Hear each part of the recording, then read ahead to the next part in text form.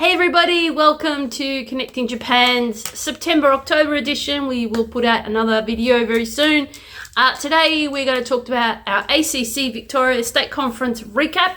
One of the things we learnt from this conference that was no different from the ACCI Mission one, which we're going to put a link below where I was interviewed about that, is that it was both of them were sold out. Lots of people were coming, lots of people were blessed, and some of our usual sponsors were there, Alpha Crucis, ACCI, which is Australian Christian Churches International, the mission area of our church, and Red Frogs. So if you don't know who Red Frogs are, they are a fantastic organisation that works alongside young people that are finishing high school and taking part of the cultural phenomenon that is schoolies, and helping them with some practical assistance, as well as ensuring they have a enriching schoolies time wherever they may be. They have them in different areas of Australia, and a fantastic organisation,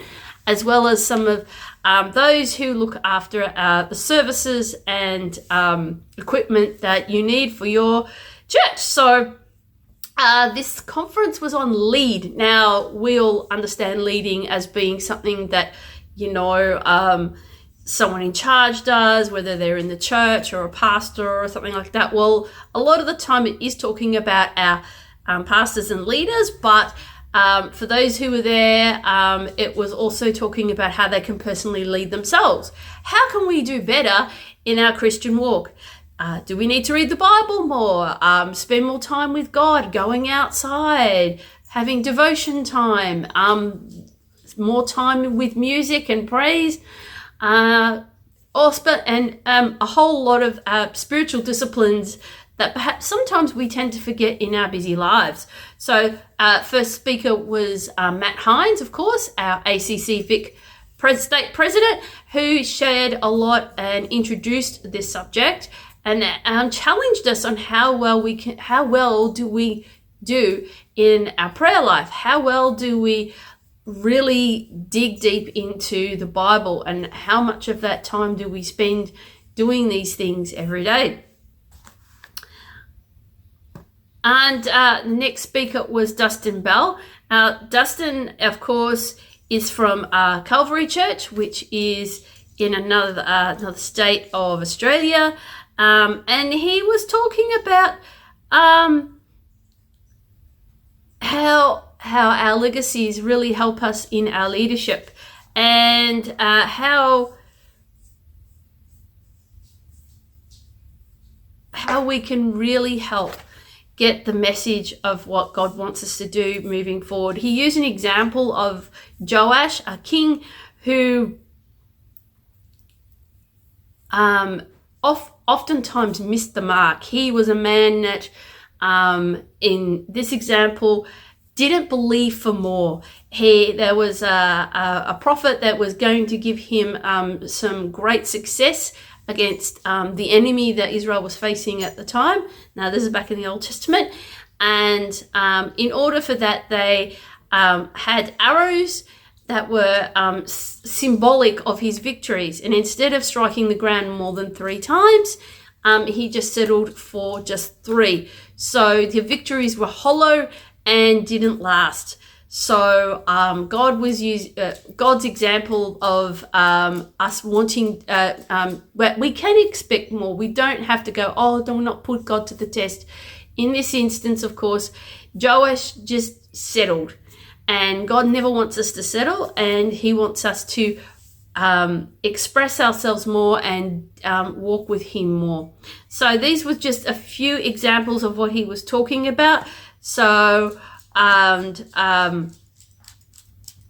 that if we are going through hard times, that, to reassure us that God is always with us, even when it doesn't feel like it doesn't have that feeling or vibe that he's always, giving us warm hugs and everything.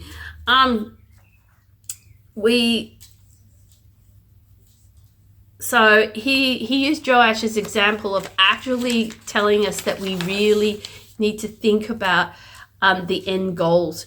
Because sometimes when we just think about just focusing on the little things, we often miss out what God really wants for us in the long term as well. So we also had Ken Lee. He's from Nations Church in Western Australia, and helping us to set up a legacy for the future generations. Now, we're not talking just about the young people, although it is important that they are considered because they are the ones that will carry the torch going forward. Generation often means people that may have not actually started their lives becoming Christians at a younger age and are coming into hitting their strides now, like my age, for instance. So we're talking about he was using examples of the selection process with King David, and how he had lots of brothers that were better looking and had lots of other things, but he was sort of the last. But I guess you could say they left the best for last because David had the kind of heart that God was looking for. So, but the one thing David actually exemplified, and I have learned a lot about this in leadership, is that he was happy to take a step back and allow other people to be more successful than him. As one of the actual sort of vibes that I get when I read John Maxwell, like always to improve ourselves and be better than somebody else. Doesn't necessarily mean that they're older or younger than us. It just means that we recognize that there are people out there that are have lots to give, and it's only right for us to step back and allow them to shine.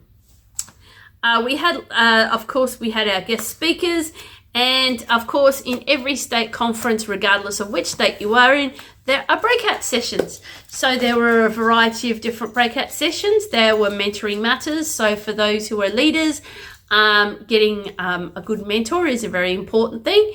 There was also sessions for emerging leaders and for people who wanted to pursue other avenues like chaplaincy or community development. But the ladies also got some time where we had some wonderful food, and we were talking about how well we think and overthink situations where they can be challenging to us, and how we can best help ourselves moving forward to get out of those areas that tend to put their hooks into us, and how well we can use the tools that not only that our speaker Lisa Boutros was telling us about, but how the Bible can help us move forward and be a better person. So that was a really interesting session that we had.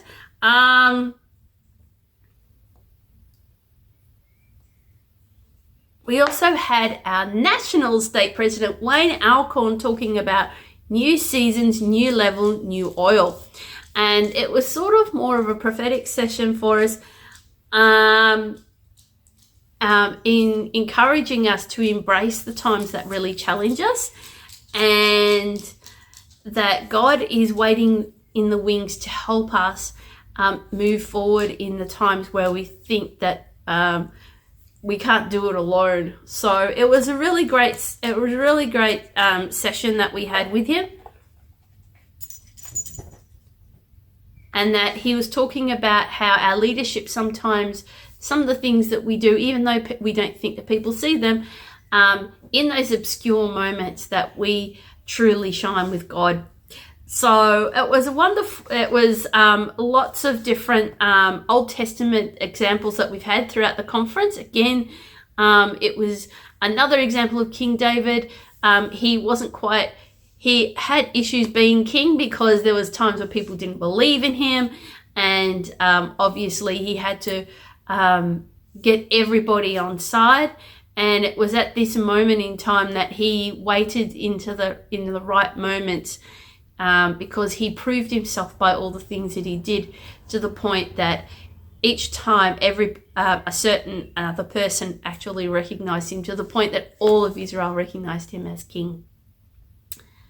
and encouraged us to not despise our processes that we're going through, using David's journey as an example, being faithful in a little so you can get more. So it's often the times that we actually, if we are faithful with small things, then we can be trusted for the larger processes.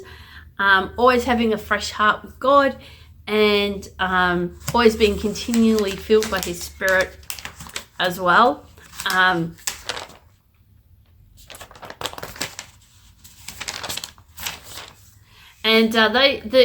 think for me that personally reached my heart, because there's a lot of times that we think that we don't have what it takes, and then other voices get in our head, and that was something we were talking about on Sunday with the Japanese. But it's always important to know that God always wants more for us.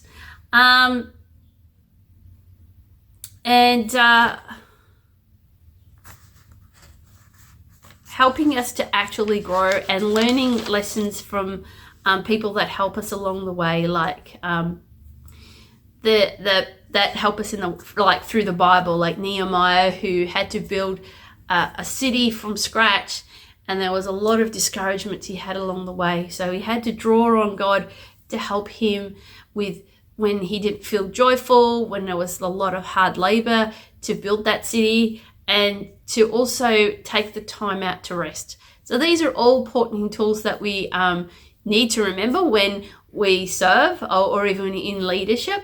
Now, I unfortunately, because of scheduling for me, I didn't get to hear Katrina Yazzie and some of the ladies that spoke, but we also had, of course, great speakers that spoke on their different departments as well.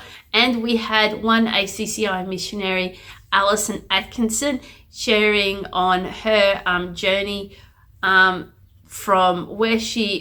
her early life, where things didn't go so well, to enjoying a enriching and fulfilling mission calling in Sri Lanka. So these are just the basics there. We've put the photos on social media, and if you aren't following us yet, you please do so. We are on Instagram, Facebook. We only allow contacts via WhatsApp for specific people, and we do have our website, connectingjapan.com. We will do another video very soon. I'm not sure what it will be like.